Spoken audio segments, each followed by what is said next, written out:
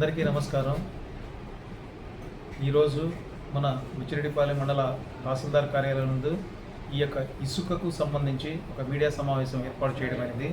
ఇందులో ప్రధానంగా ఏంటంటే మనకి ఈ యొక్క శాండ్ మైనింగ్ మేనేజ్మెంట్ గైడ్లైన్స్ 2016 ప్రకారం ఏదైతే మన పెన్నా పరియోగ ప్రాంతం పెన్నా నది అయితే ఉందో జూన్ 1వ తారీఖు నుంచి అక్టోబర్ 15వ తారీఖు వరకు ఎలాంటి శాండ్ ఆపరేషన్స్ అనేది జరగకూడదు. అంటే ట్రాక్టర్లు కానీ టిప్పర్లు కానీ జేసీబీల ద్వారా కానీ అదేవిధంగా మనుషుల ద్వారా కానీ ఏది కూడా ఎలాంటి ట్రాక్టర్ కానీ ఏది కూడా నదిలోకి వెళ్ళడానికి వీల్లేదు.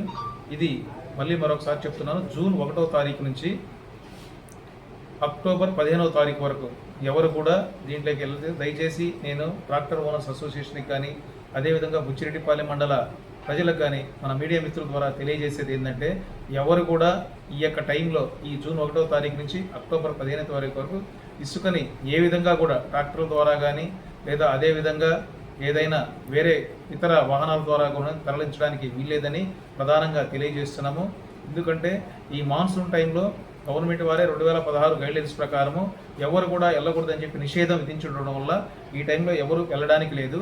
కానీ పబ్లిక్ని ఎవరు కూడా ఇసుకకి ఇబ్బంది జరగకూడదనే ఒక ఉద్దేశంతో మనకి ఏదైతే గవర్నమెంట్ ఆథరైజ్డ్ రీచ్లు ఏదైతే ఉన్నాయో అదేవిధంగా మనకి పోతిరెడ్డిపాలెం, సంగం స్టాక్ యార్డు, సూరాయపాలెం 3, అదేవిధంగా విరువూరు మాన్సూన్ స్టాక్ యార్డు, అదేవిధంగా Venkatachalam monsoon stock yard, Aparavupalem monsoon stock yard, అదేవిధంగా కోటమిట్ట పొర్లుకట్ట డీసిల్టేషన్ పాయింట్, అదేవిధంగా Koluvaya Rajupalem to desiltation point. ఇక్కడికి వెళ్ళి ఎవరికైనా మనకి ఇసుక అవసరమైతే వాళ్ళు మన ప్రభుత్వ నిబంధనలు కనబడి అక్కడ వాళ్ళు చలానా చెల్లించి అక్కడి నుంచి శాండ్ అవసరమైన వాళ్ళు ఈ యొక్క స్టాక్ యార్డ్స్ తెచ్చుకోవడానికి మనకు అవకాశం ఉంటుంది.